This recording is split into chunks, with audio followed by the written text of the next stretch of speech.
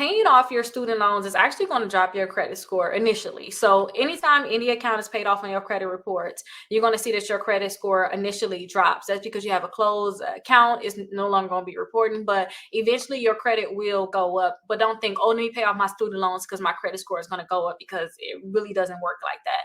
Now, if you guys have other accounts, like if you guys have ever paid off a car, hopefully you have, or even if you refinanced a car, you will see that transition from actually buying a new, not refinancing, but or refinancing, but you'll see that transition from when you refinance or if you buy a new car. When that account says it's paid, you're going to see your credit score drop. Now, your student loans is an installment loan, and that's an installment loan is just like a car. So that's why I like to compare those two. But if you ever paid off a car or refinanced it, or maybe you traded it in, when they paid off that original loan, you see your credit score drop. So your credit score is most likely not going to go up too much from paying off your student loans. It will eventually go up, but to me, credit is, they want to see you continuously using credit. Like if you're not, to me, continuously using credit or having open lines of credit, you just don't have the best